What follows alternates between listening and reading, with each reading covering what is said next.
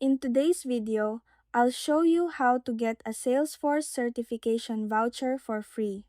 First, make sure you are part of the Salesforce Partner Program, as this benefit is usually available through your company's partner account.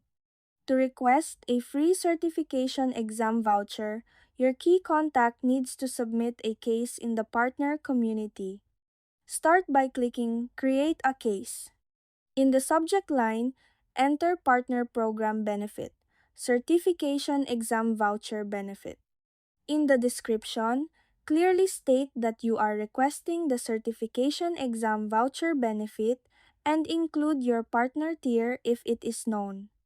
When prompted to select a product, click Pick a different product and topic.